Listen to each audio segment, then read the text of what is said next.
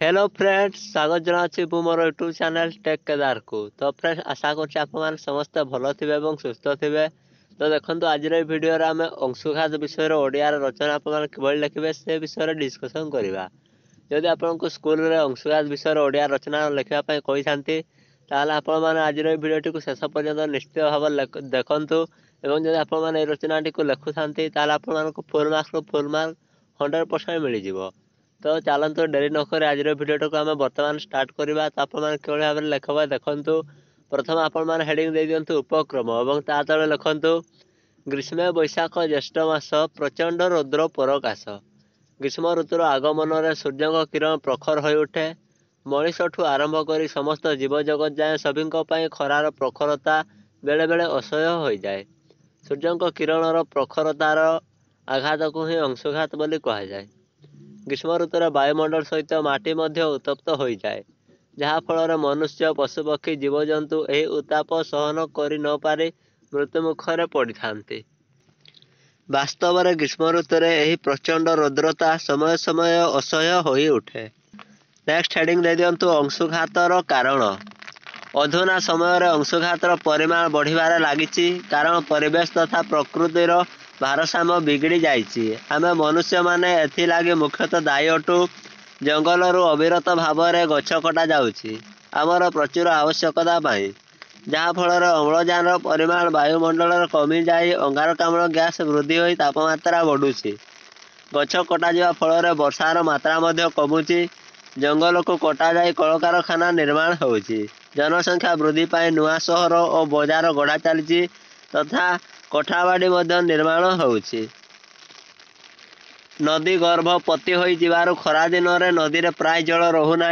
खरा दिन रे ओडिशार संबलपुर बलांगीर राउरकेला आदि जिला मानकर तापमात्रा 50 डिग्री सेल्सियस पर्यंत वृद्धि पाई अत्यंत गरम अनुभूत होछि।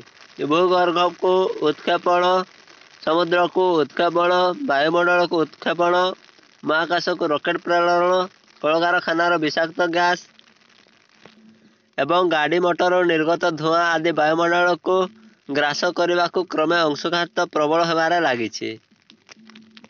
नेक्स्ट हेडिंग दे दिंतु अंशुघात क्षय क्षति। अंशुघात क्षय क्षति खूब अधिक। अंशुघात सेतेबेले अधिक हुए जेतेबेले प्रबल गरम अनुभूत होता है। घरे रहिबा मध्य कष्टसाध्य होता है। पंखा खोलिले झांची पवन बोली लगे। घर बाहर को पाद रखिले अंशुघात होबार आशंका रही है। अंशुघातर बहुत लोक मृत्यु मुखर पड़ती। दिन 9टार अपराह्न 4टा जाए पदा को बाहर असह्य होता है। अवश्य सेहीपरि गरम अनुभूत होउछि। डाक्तरखाना रे अंशुघात रोगी संख्या बढ़ुछि। अनेक रोगी प्रतिदिन प्राण हराउछन्ति। चारिआडे हाहाकार पड़ुछि। गाधोइबा और पीवा को भल पानी मध्य मिलुनाही। केतेक अंचल रे लोके राति रे 3-4 किलोमीटर बाट चाली पानी पाई जाउछन्ति। दिन अत्यधिक गरम पर राति रे मध्य सेही भली गरम जगु भलरे सही मध्य हेउनाही।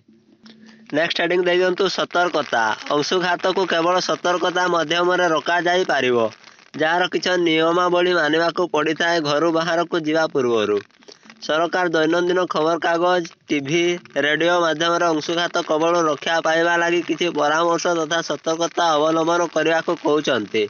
से सबू है खरार पदा को बाहरतु नहीं, अधिक शारीरिक परिश्रम करतु नहीं, घर जदि बाहर को जाउछन्ति ताहाले जीवा समय अधिक पानी पियंतु, मुंड को अदा कपड़ा आवृत करंतु, देहरे हालुका सूता वस्त्र परिधान करंतु।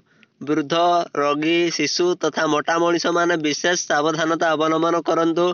धड़ा छता और जता व्यवहार करंतु। धड़ा पगड़ी और चश्मा मध्य पिंधंतु।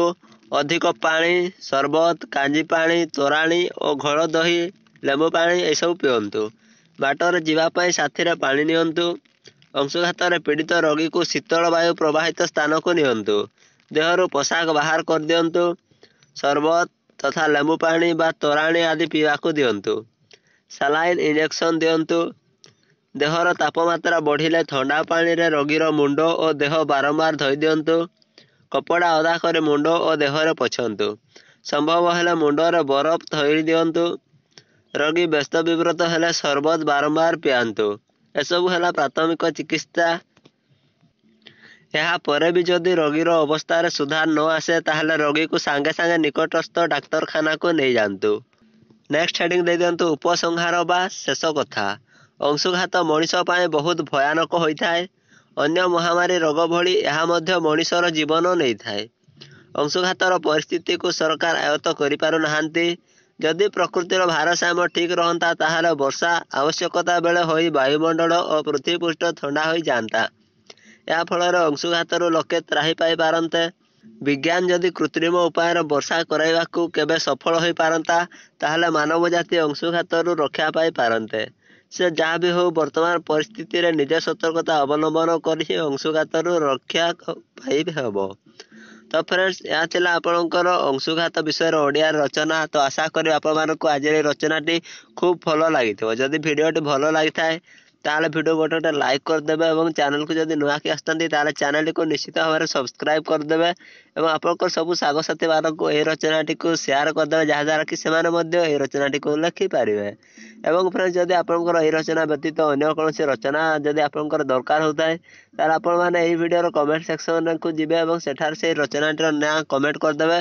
ମୁଁ ନେକ୍ସଟ ଭିଡ଼ିଓରେ ଆପଣମାନଙ୍କ ପାଇଁ ସେହି ରଚନାଟି 100% ନେଇକି ଆସିଯିବି। ତ ଫ୍ରେଣ୍ଡସ୍, ଦେଖା ହେବ ପରବର୍ତ୍ତୀ ଭିଡ଼ିଓରେ। ଆଜିର ଭିଡ଼ିଓଟାକୁ ଆମେ ଏଠାରେ ରଖିବା। ଜୟ ହିନ୍ଦ, ଜୟ ଭାରତ, ବନ୍ଦେ ମାତରମ୍।